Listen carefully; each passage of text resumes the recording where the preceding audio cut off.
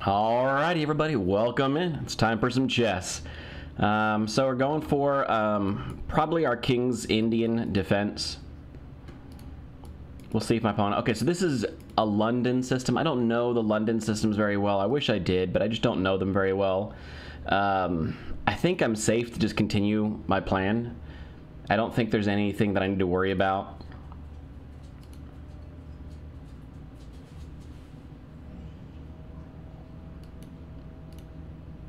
I think my opponent wants to castle queenside. Yeah.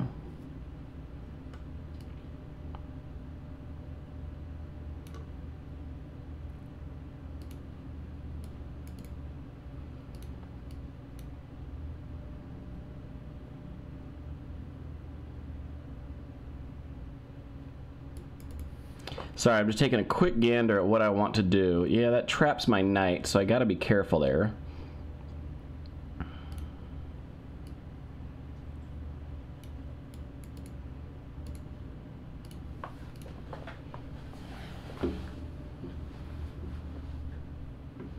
So this advanced G-pawn is something I've never seen before. This is a very interesting move that my opponent played.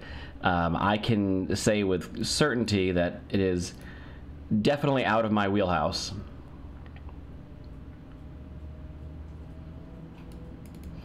I'd like to bust open the center, but I'm not quite ready for it, I don't think. Let's go ahead and castle. I think that's a smart move.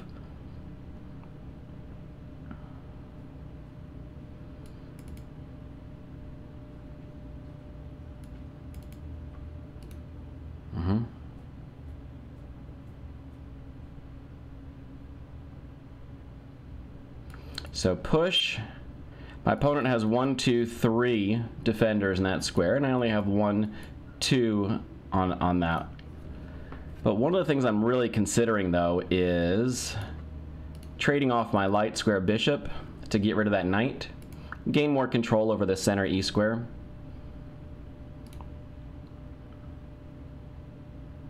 And then we'll go for the center pop. I'm debating if I need to bring my rook in.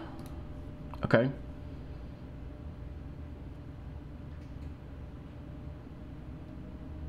I don't know what that move is. But let's just start here.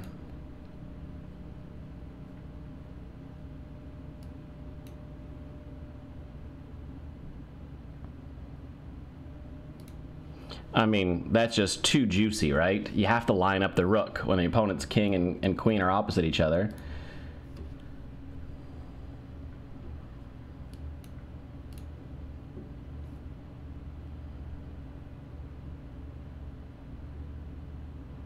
And now we want our opponent to take, so we can grab here. The question, though, is what am I going to take with?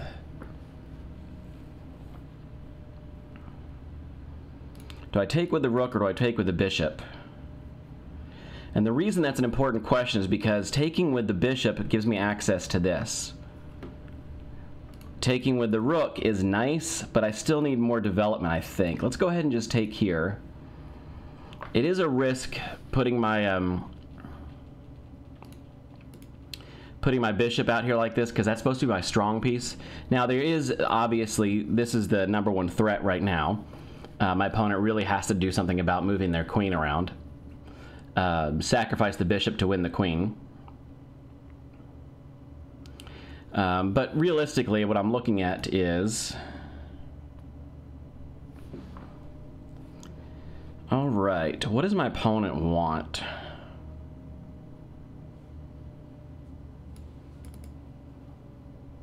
The problem is I can't grab here because this pawn push traps my bishop.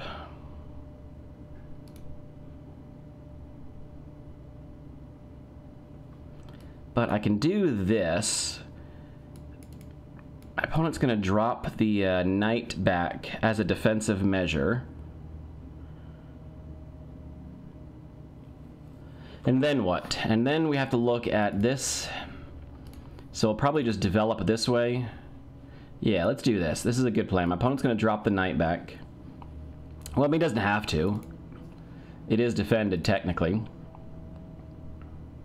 But the queen is not a great... Okay, the queen is not a great defensive piece. because even something as simple as just doing this, I'm just trying to see if there's a better way to attack this queen. Even something as simple as this wins us the knight. Now the question is, no it doesn't, because my opponent can swing here.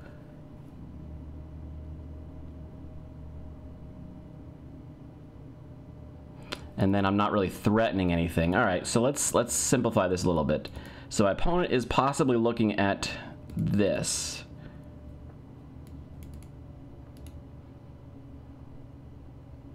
So how do we want to, I guess we move back. Now let's go ahead and just develop.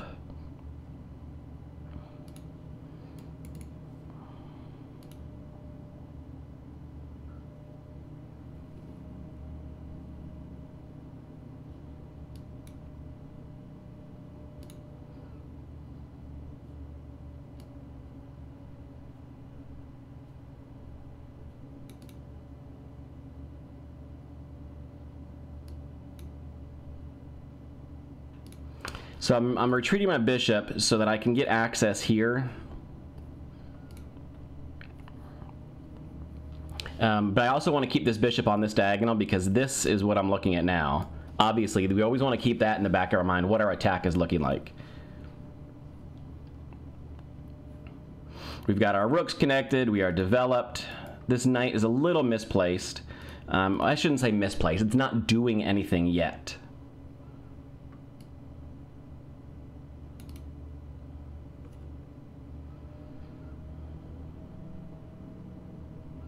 Now I have to be careful. There are some intricacies to this position.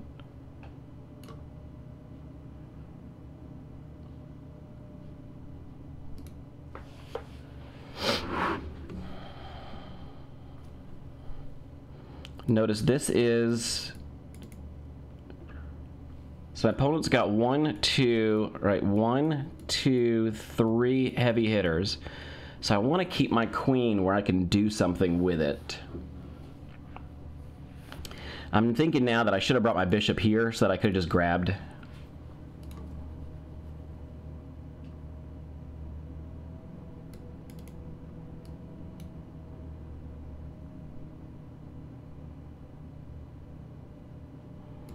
Takes, takes, takes. Is not enough.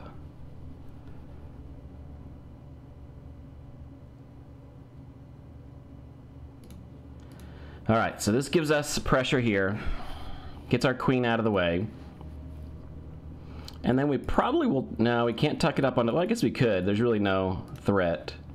There's no dark square bishop, so I was thinking of if I tuck my king under my pawns, right, since our bishop is not where it should be, but if I tuck my king under the pawns, I have to be careful because that's an alignment issue.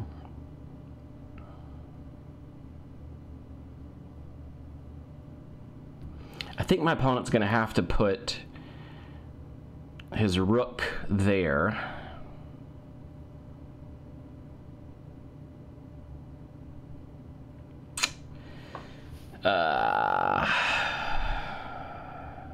Well, I think that's a mistake, isn't it? What am I missing here, folks? Nothing. GG, well played to my opponent. Unfortunately, they just missed. We've all done it. We've all made that mistake. They just missed the fact that I had that battery lined up. So let us take a quick analysis. This is a pretty straightforward game. There was a couple of moments we want to reevaluate. So my opponent leads off with the queen's pawn. We're heading into our standard King's Indian. It doesn't say. I believe this is a London system. Yeah, it doesn't say.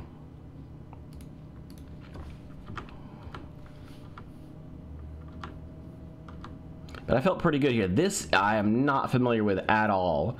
And yeah, we can see here, it loosens the position up just too much, unfortunately. Yeah, I think it just loosens the position up too much for my opponent. Now, if they were planning on castling queenside, which I'm surprised they didn't.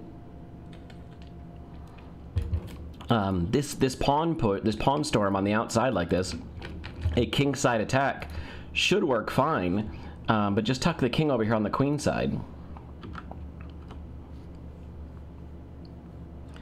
Yeah, the engine's saying d5, d6, or c6, or c5, I should say.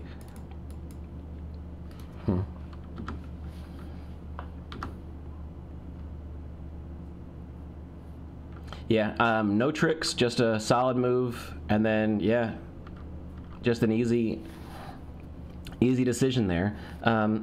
So the next option is obviously this, and the thought process being, if my opponent takes, but don't I just get trapped? Oh, duh, you're not trapped because you can... I said over the board that my bishop gets trapped. It never gets trapped because you always have access to the rook. That was a dumb thought, but anyway, yeah, this is not good for black because you then lose castling privileges after you fianchetto the bishop, which I guess is not the end of the world, but white just makes one move and then castles queenside and puts the rook right down this open file. You have no king safety because you're out in the open. Yeah, that would have been very good for white. So I just castled. I wish I was better at interpreting what the engines are looking at. Like some of these lines, you know, you can look at 16 moves, 8 moves deep, right? 16 half moves. What they call apply. I think that's the official term, apply. Apply is I make a move, and then apply is you make a move, whereas technically this is one move. Anyway, okay, so the reason the engine is saying this bishop move, basically the idea is, since this pawn is no longer here, this is a weak square, we put our bishop here, controls the king can't move. And in fact, the other bishop, if the other bishop gets along this diagonal, you've got crisscrossing bishops. Now in this case, there's a few defenders, but it could get ugly. Yeah, I just decided to remove this knight. Now, what I was looking at was, I want to bust open this position and get my rook on this open file, but also, the fact of the matter is, I could pick up this pawn. If this pawn is gone, I could pick up this pawn. Except this pawn is defended twice, and you never want to use your queen just to grab a pawn, you know, and accidentally blunder it in the process. And you know, anything else I considered doing, it just didn't seem like it had a lot of teeth to it. Whereas busting open the center, which is a standard mindset of the King's Indian, right? One of the themes of the King's Indian is sometimes you'll see the center lock up and then you execute, right? You execute the E-pawn push to break open the center, or if the center continues to close, you even use the F-pawn push to break open the center, open up lines right in front of your rook, you get your knight into the game, you know, you start to bring your pieces over to make that kingside attack, and a lot of it is basically opening up lines, yes, in front of your own king, but you are the one that's attacking, and so all of your heavy hitter pieces over there. So it does mean your king safety can be a little weak, but you're busting open the position either on the E file or F file, specifically so that your heavy hitter pieces can get involved in the game. As we bust open the center, I was hoping that this pawn would become undefended and allow me to scoop up, pick up a free pawn, get my queen into the game as one of my heavy hitters, as part of the attack. So that's all kind of part of the theme of the King's Indian. Eliminating this knight just means eliminating the defender of that pretty important pawn, especially since my opponent decided to castle kingside. Really surprised they didn't decide to go queenside. Their pawns are still intact. You know, it just puts the bishop or the king here, and then he has to move one more move to hide. But the king's pretty safe there, whereas over on this side, by opening up the G file, a little dangerous. Another one of the central themes of the King's Indian is this light square bishop does not become very useful. It ends up a lot of time just getting stuck back here undeveloped for a large portion of the game. In fact, a lot of the example games that I was looking at when we were studying this, that bishop never moved for 10 to 15 moves consistently. So trading it off for a knight that's defending the center is a very strong move. Now my opponent decided to give up their bishop instead. I mean, I can see how this developed for them, but I don't know enough of the London to understand what the goals are here for my opponent. Yeah, and this is a free pawn, and I guess I should have gone for it. But busting open the center while the king and queen are... And see, my opponent still has time. I still have to get rid of this pawn, so you still have time to develop the knight and then castle. I'm really surprised that they castled so quickly.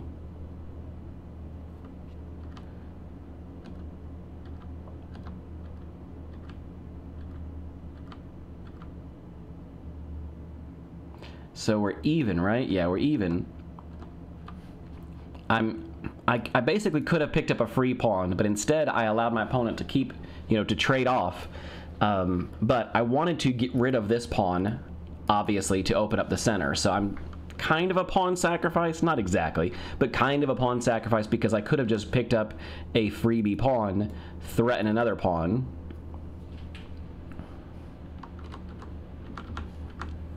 But yeah, bust open the center. And then the engine, what does the engine say? It says identical. Rook slight advantage. Okay, so rook, capturing with the rook has a slight advantage. And in fact, capturing this pawn is a slight advantage, but either way, we've busted open our opponent's position. We've got our pieces developed nicely. We haven't lost anything yet, and I should have just gone for this.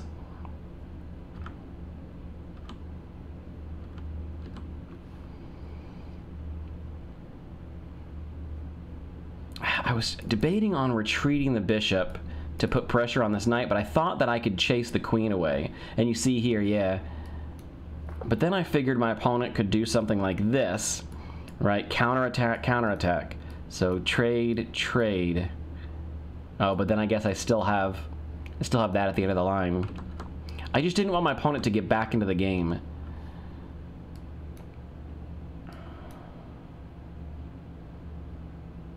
And then even if I move my... Right, even if I move to, you know, attack, my opponent can simply trade... Oh, not that.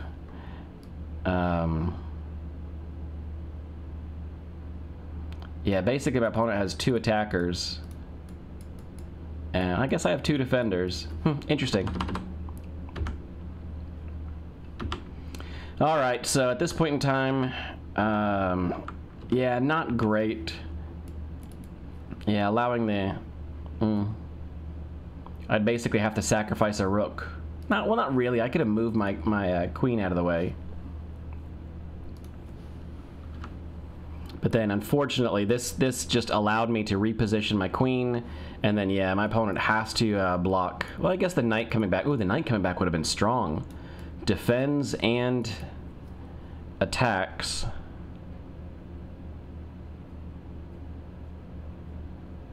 Oh, but then the queen here attacks both the knight and the pawn, so you pick up another pawn in the process. Okay, that's strong as well. And yeah, unfortunately, my opponent just missed checkmate. So, quick, easy game. This was a super easy one. Again, I really enjoy the King's Indian defense. I think you guys will enjoy it too. If you get a chance, you should play it. It does have its moments where things go wrong, for me anyway, because some of the lines, like I said, include pushing this f-pawn and starting to open up in front of your king. And so because you fianchettoed, once you push this, your king side can be attacked from this side very easily. And yeah, something to keep in mind, but it is a lot of fun and I really enjoy it. So I'll talk to you guys next time. Go out, play some chess, and hopefully you'll have some fun. Take care.